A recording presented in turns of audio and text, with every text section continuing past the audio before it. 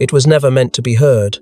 A voice recorder, hidden in the lining of a royal aide's blazer, captured a moment that could rewrite the royal narrative forever. King Charles, in a private, off-guard moment, declared with chilling finality, "Catherine was always the right choice."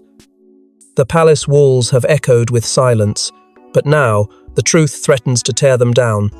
Before we go deeper into what this really means for the royal family, make sure to subscribe so you don't miss a single update. The audio surfaced like a lightning bolt across the global stage, leaked first to a foreign outlet, then spreading like wildfire across every major media network. The voice was unmistakable. 3 independent forensic analysts authenticated it within hours, confirming that the recording did, in fact, belong to King Charles III. Yet what made this revelation more than just royal gossip was not the voice itself, but the timing. Insiders claim the recording dates back to a private conversation during one of the most fragile moments in William and Catherine's early marriage, when public pressure, internal tensions, and royal expectations nearly tore them apart. And now, with this clip made public, the emotional weight behind Charles's statement feels even more staggering. His tone soft, reflective, tinged with a weariness that only those closest to the throne understand, suggests a man wrestling with the choices that brought him to this point. But what exactly did Charles mean? In a palace defined by protocol and secrecy, a phrase like "the right choice" carries far more than casual weight. Was it a moment of regret? A reflection on the past? Or a veiled criticism of the present royal configuration, one that still features Queen Camilla at his side? The ambiguity only deepens the suspense. Within hours of the leak, Buckingham Palace issued a terse, no comment, avoiding denial or acknowledgement. But seasoned royal watchers instantly recognized the silence as a crack in the foundation, a red flag, a signal that something had gone terribly, irrevocably wrong. Behind the scenes, the reaction was anything but calm. Sources say palace aides were instructed to conduct internal sweeps for bugs, while Charles reportedly called an emergency meeting with his private secretaries. But the damage was already done. The world had heard it. The heir to Queen Elizabeth's throne had, in a moment of candor, implied a deep, unshakable trust in the woman who was never born royal, but had risen to define its future. News outlets from London to Los Angeles tore into the implications. Some framed it as an overdue acknowledgement of Catherine's poise and sacrifice. Others saw it as a betrayal of Camilla, the woman who had stood beside Charles through decades of scandal and scrutiny. And in every corner of the media circus, one question echoed louder than all. Why now? The storm was immediate, but the aftershocks are where the real story begins. Because what the public didn't know what was happening inside the palace walls was far more volatile than a leaked sentence. Staff scrambled to secure loyalty oaths. Alliances were tested in hushed conversations, and the fragile balance between monarch, consort, and heir began to unravel with terrifying speed. But as the public reeled from the shock of Charles's admission, those closest to him were scrambling to contain what would come next, because this was just the beginning. What did Charles really mean? In a monarchy driven by image and legacy, calling someone the right choice isn't casual. It's a declaration. And for Charles to say it about Catherine, while others still held court, that was an arrow through history. There are whispers persistent, unsettling, that Charles's comment was far more than a fond reflection. Insiders suggest it was a coded confirmation of a belief he had long held in private, that Catherine, not Camilla, held the key to securing the monarchy's future. For a king whose reign has been shadowed by the controversies of his past, stability is currency. And Catherine has proven, time and again, to be the monarchy's most bankable asset. The contrast couldn't be starker. While Camilla fought for acceptance and recognition, Catherine, calm, composed, and culturally resonant, was embraced by the public with an ease that made others nervous. In closed-door conversations with aides and diplomats, Charles is said to have praised her as a bridge between tradition and evolution, a remark that reportedly left Camilla seething. A now circulating but unverified set of notes, allegedly taken during a private conversation between Charles and a foreign ambassador, captured an even more candid moment. In them, Charles supposedly confessed that he had underestimated how important public sentiment truly was, and that Camilla's place was never secure in the people's hearts the way Catherine's is. If the notes are real, and multiple sources claim they are, then the recording is no isolated remark. It is part of a broader realization, one that Charles has been quietly grappling with for years. The ghost of Diana still lingers in every corridor, every public event, every tabloid headline, and Catherine, in her grace, has managed to both honor Diana's legacy and forge her own. That balance is something even Charles has struggled to achieve. Royal crises have tested Catherine before the early days of royal duty, the Meghan and Harry split, and even personal family tragedies, and each time, she remained unshaken. Her composure became legendary within the palace, with one aide reportedly stating that, while others ran to PR teams, Catherine ran to the facts. This unwavering presence reportedly led Charles to quietly begin seeking her counsel on sensitive matters, foreign relations, public health messaging, even inter-family disputes. These consultations, sources claim, were done behind closed doors, and without Camilla's knowledge, adding fuel to long-standing rumors that Charles had begun sidelining his own wife in favor of William's. By 2022, tensions reportedly reached a boiling point.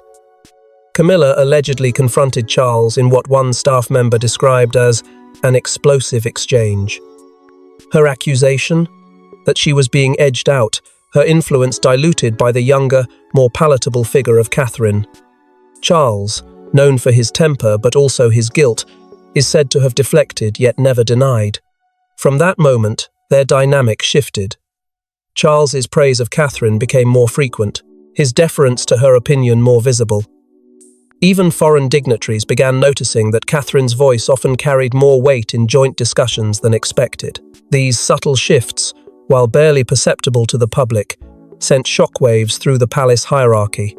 In a family where silence is strategy and perception is power, admiration can be dangerous. Charles's reverence for Catherine may have been born out of a desire to secure the crown's future, but it came at a cost. Because admiration breeds resentment, and as Charles's confidence in Catherine grew, other players in the royal circle began plotting to secure their own ground. When the words reached Camilla, insiders say the Queen Consort's fury was unmatched. Not since Diana's infamous interviews had she been so publicly sidelined. And in the quiet of her private chambers, she reportedly whispered one sentence: "He's betrayed me twice." The recording didn't just rattle the palace, it detonated a decades-old fault line. Camilla had spent years clawing her way from scandal into royal legitimacy, enduring public scorn and whispers behind every curtain. She believed the crown she now wore was her reward, her final vindication. But one line, 7 words, stripped it all back. She hadn't heard the tape first from Charles, nor from aides, but from the media. Blindsided, humiliated, worse still, exposed. The Queen Consort, it turns out, was not the central pillar she had imagined.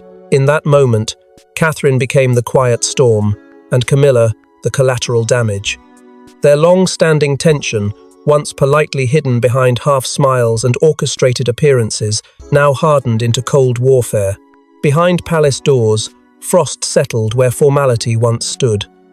Their relationship, once described as professionally distant, turned glacial overnight.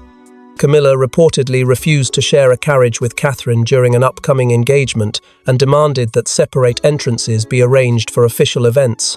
But that wasn't all. In a bold and calculated move, Camilla began lobbying the palace legal team to reinforce her standing, pushing for amendments in protocol that would further entrench her titles and ceremonial role should Charles ever become incapacitated. She feared irrelevance, and she wasn't wrong to. Royal watchers noted a subtle change in palace communications. Catherine's name began appearing more frequently, her schedule expanding while Camilla's shrank, albeit under the guise of health preservation. Then came the silent war on visibility. Sources say Camilla pressured the planning committee to discreetly pull Catherine from upcoming state functions, particularly ones that involved high-profile diplomatic receptions. The official excuse? Logistical reshuffling, but those close to the operations knew better. It was a power play. Camilla was trying to reclaim a narrative that had spun far beyond her grasp. The problem? She wasn't fighting Catherine directly. She was fighting perception, and perception had already crowned Catherine in the eyes of the public. Internally, palace staff were split down the middle. Clarence House and Kensington Palace became rival camps. Aides began choosing sides. Loyalty was no longer a quiet virtue, it was currency, and Camilla was watching every coin. In the chaos, a dangerous phrase began circulating among insiders. Burn notice.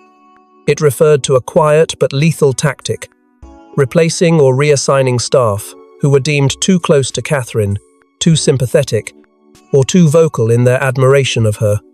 One senior aide, after being abruptly transferred, told a confidant, "I paid the price for a compliment." The environment turned toxic. Spies within the palace, leaked memos, whispers behind closed doors. A monarchy once famed for its unity was now splintering under the pressure of one recording and one woman's silent rise. And while Camilla tightened her grip, another royal figure began quietly maneuvering behind the scenes, someone who had always played the long game. Behind thick oak doors and soundproof walls, a storm unfolded. Prince William, heir to the throne and fiercely protective of his wife, demanded answers. His father's words were more than personal, they were political. What followed was a confrontation the royal press office prayed would never see daylight. The moment the recording went public, William's fury wasn't just as a son, it was as the future king. The line spoken by Charles had ignited chaos within the monarchy, but for William, it was a direct trigger to act. He reportedly demanded an immediate, private audience with his father, away from aides, cameras, and Camilla's ever-watchful eye. This was no routine check-in between sovereign and successor. This was a reckoning. Sources close to Kensington Palace claim William entered the room with a single mission: to protect Catherine at all costs.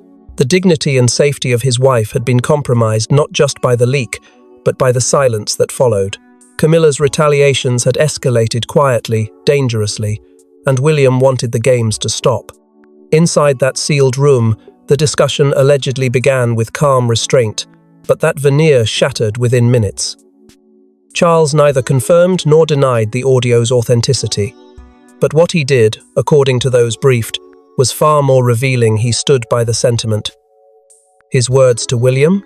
That Catherine had become the monarchy's most unifying force, and that his acknowledgement of it was not a betrayal, but a truth too long suppressed. William, already seething, reportedly responded with a devastating line, "You've said what the world feared to believe." The implication was clear. Charles had inadvertently confirmed to millions that the real power, the real future, did not lie with Camilla, it lay with Catherine, and the palace, as William warned, was not prepared for what would come next. The confrontation intensified. William raised the growing concerns over how Catherine was being treated, blocked appearances, whispers of loyalty tests among staff, and Camilla's tightening grip on ceremonial control. He accused Charles of allowing Catherine to be punished for his own confession. According to insiders, William went so far as to threaten to step out of the royal line of duty momentarily, should the harassment continue unchecked. "If protecting her means stepping back," he reportedly said, "then I will do it." For a monarchy so desperate to preserve continuity, that warning was nuclear. And yet, Charles gave no clear answers, only vague assurances. No apology. No reversal.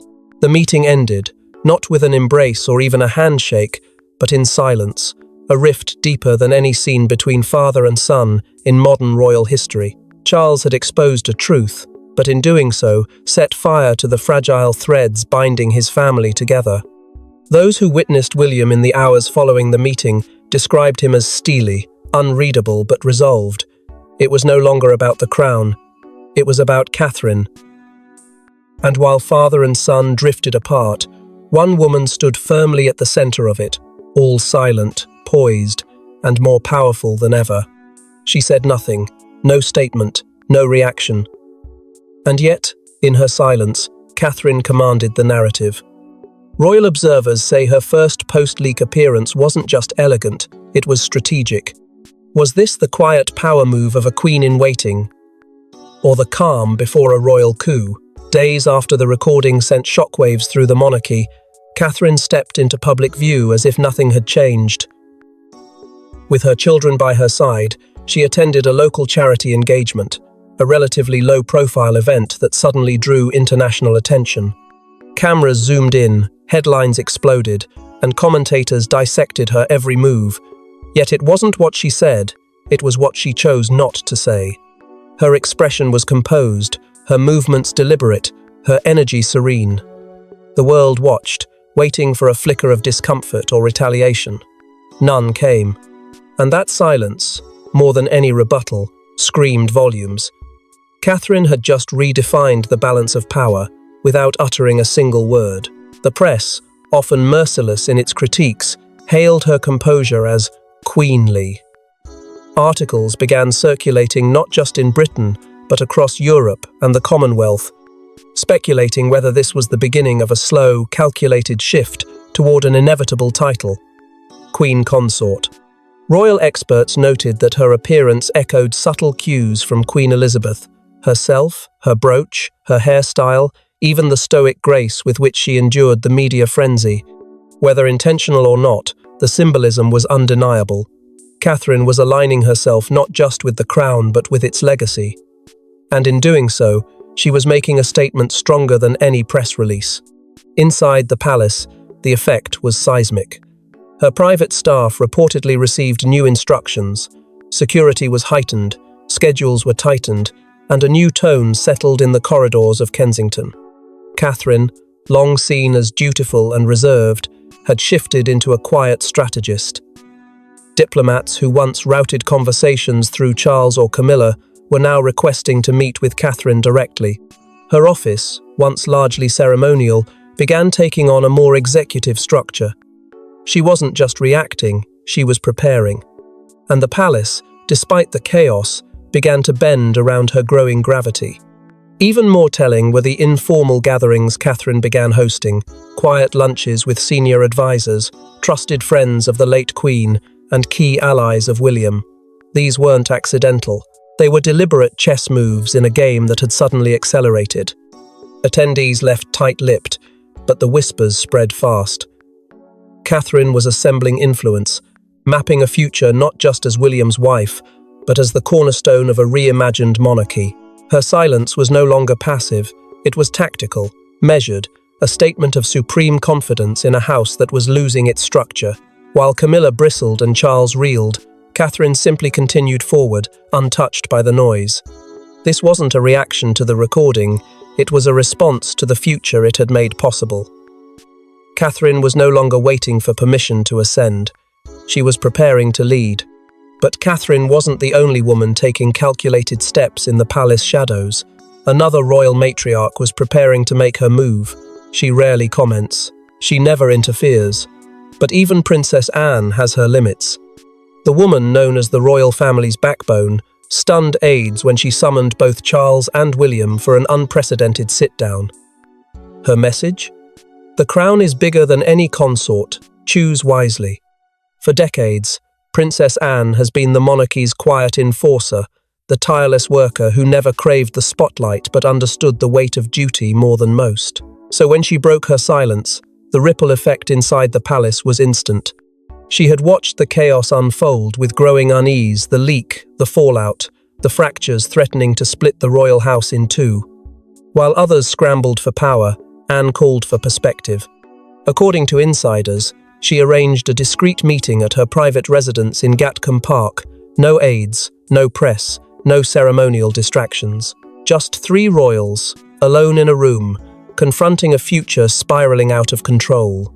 What was said behind those doors has never been officially confirmed, but fragments from those closest to her suggest Anne's message was brutally clear. She told them, both Charles and William, that the monarchy was in peril, that the headlines weren't just scandals, they were signals. Signals that the public was watching, judging, and losing faith. Anne reportedly expressed full, unwavering confidence in Catherine's ability to one day carry the crown not as a symbol, but as a leader. Her words cut through royal protocol like a blade. She represents continuity. Camilla represents controversy. Charles, uncomfortable and defensive, deflected. But Anne wasn't there for diplomacy. She allegedly challenged her brother's silence and demanded he address the public's growing perception that Catherine was being punished for his truth, while Camilla was acting like the palace's gatekeeper. William, sources say, remained quiet for most of the meeting, absorbing his aunt's resolve. Anne then did something few expected. She urged Charles to issue a formal acknowledgement not of the recording, but of Catherine's critical role within the royal institution, a gesture that would restore stability and signal unity to a fractured public. Charles resisted. He claimed timing, optics, and politics. But Anne wasn't moved. She had witnessed a lifetime of damage control, spin, and silence. And now, she made it clear this wasn't about titles. It was about survival. The monarchy had endured war, scandal, and abdications. It would not survive being viewed as morally compromised or emotionally divided. What followed in the days after their meeting only deepened the mystery. A confidential memo, allegedly drafted by a senior advisor close to Anne, was leaked to a single tabloid. It referenced potential realignment of ceremonial responsibilities and hinted at Anne's willingness to support a pragmatic restructuring of senior roles. While no names were attached, the implication was unmistakable. Camilla's grip on certain duties might be loosened, and Catherine's influence might be expanded. The leak sent shockwaves through royal circles. Had Anne quietly thrown her weight behind a new internal order? Was this the beginning of a calculated shift in royal dynamics, or merely a warning shot to restore discipline? What's clear is that Anne's intervention didn't go unnoticed. Her authority, her gravitas, her unflinching dedication to the institution, these weren't things to be ignored. She had spoken, and in doing so, she changed the game. As Anne pushed for unity, others saw an opportunity in the chaos, and one of them was dangerously close to the crown. When Harry got wind of the recording, sources say his response was chillingly simple. Of course he said that.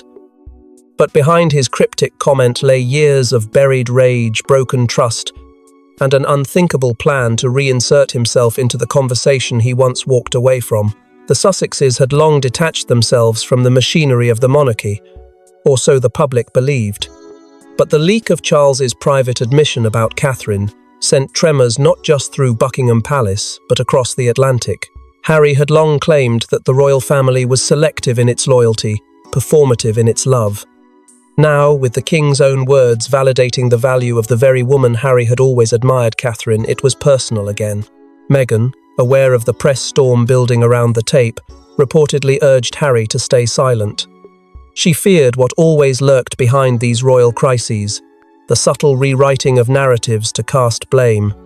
And this time, she believed the palace might turn the spotlight on her to shield Camilla from humiliation and distract from Charles's betrayal. But Harry couldn't ignore the moment. According to close friends, he reached out directly to William for the first time in months, offering something unexpected corroboration. He recalled past private conversations in which Charles had praised Catherine's ability to hold the family together and described her as the only one who never falters. Harry, despite his bitterness toward the institution, was prepared to step back into the fray, not for Charles, not for the monarchy, but for Catherine. The offer to help came with a heavy undertone. This wasn't about loyalty anymore. It was about truth. But truth, especially in royal circles, is rarely pure and never simple. Behind the scenes, the Sussex team reportedly began drafting a contingency statement, not for damage control but for survival. They anticipated attacks. If Camilla's camp needed a scapegoat, Meghan's name was ready-made. And so, preparations were made. Sources claim they compiled a timeline of internal discussions, highlighting moments when Charles had sidestepped Camilla in favor of Catherine for key public and diplomatic roles. They wanted the world to see that this wasn't about favoritism, it was about leadership. Meghan, deeply aware of how the British press could spin narratives, feared that aligning with Catherine now might be painted as hypocrisy or worse, desperation. Still, Harry persisted. Reports suggest he used the moment to raise a deeply personal demand security. With Charles now publicly validating Catherine's central role in the monarchy, Harry argued that his children, connected by blood to this future, deserved protection too. It wasn't just a plea, it was leverage. And palace aides didn't miss the implication. If Harry wasn't listened to, he could speak more. Louder. Longer. More destructively. The possibility of Harry re-entering royal discourse, even peripherally, sent shivers through the inner circle, because his voice, once silenced by protocol, now operated without limits, and if pushed, he could shatter more than just reputations. The monarchy, already under siege from internal fractures, now faced an unpredictable wildcard. Harry's involvement could be the spark or the sword. Some insiders warned William that allowing Harry too close again might weaken his standing. Others believed it was the only path to survival. The family stood divided not just across countries, but across ideologies. And as the royal family fractured further, a final twist threatened to explode everything wide open, a second tape. Just when the palace thought it had survived the worst, a second recording surfaced. In it, Charles's voice, quieter, wearier, delivers a line no royal historian was prepared for.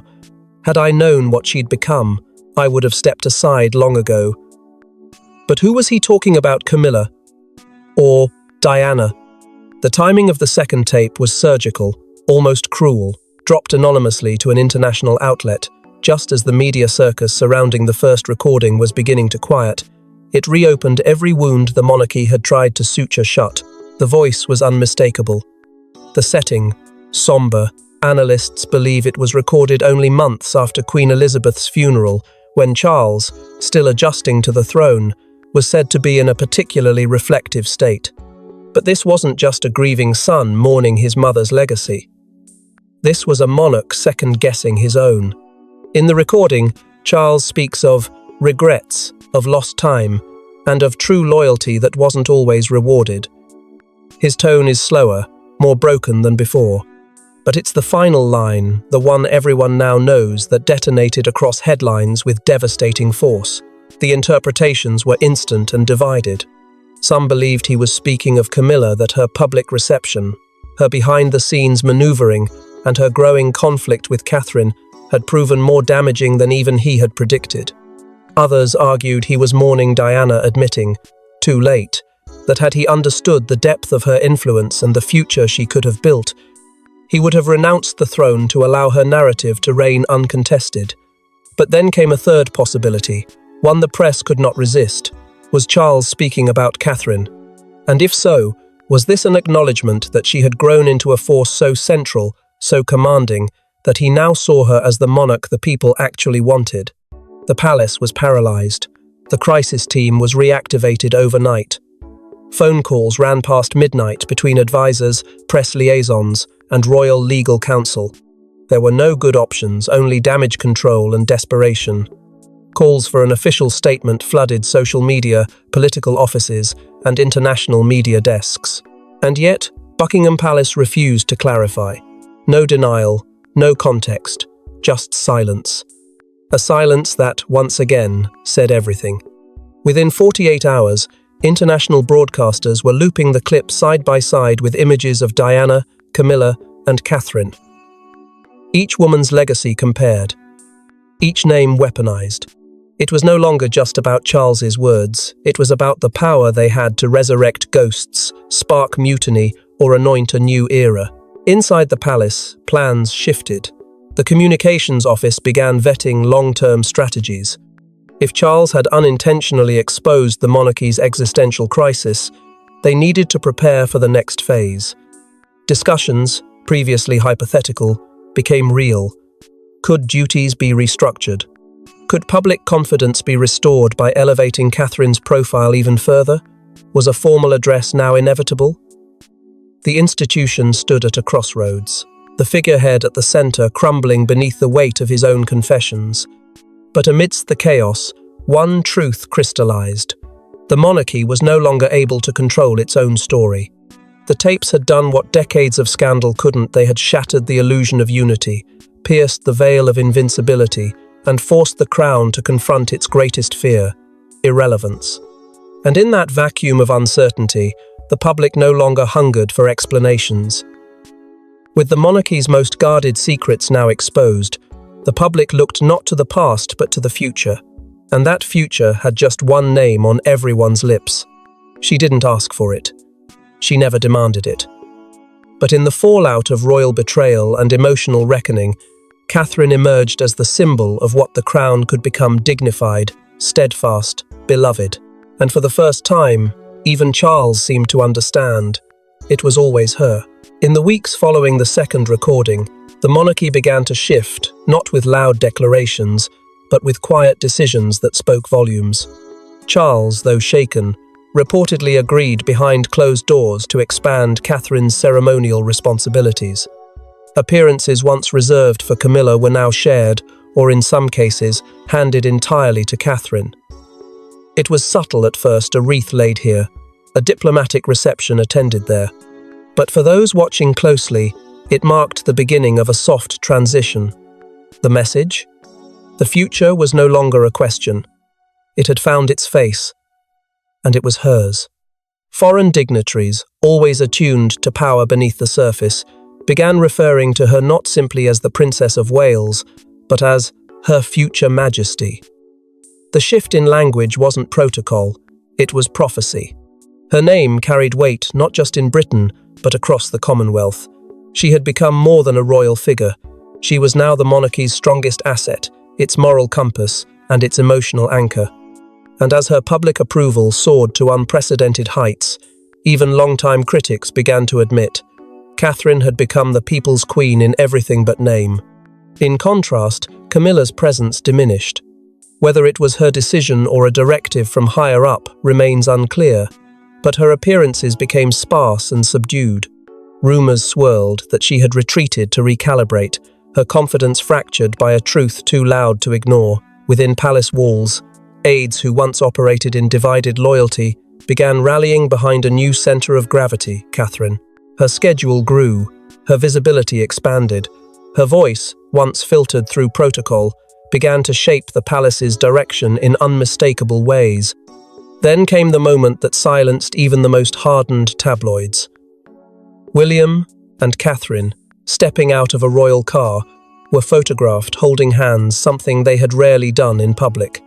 It was brief, almost imperceptible, but emotionally thunderous. In a world unraveling with betrayal, manipulation, and secrets, their bond stood untouched. That simple gesture, caught in a single frame, swept through social media as a symbol of quiet resilience and enduring love.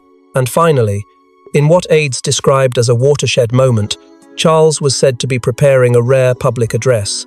The topic? An evolution of duty. Though the palace offered no further details, speculation surged that the speech would formally recognize the shifting roles within the royal family and Catherine's unshakable place at its core.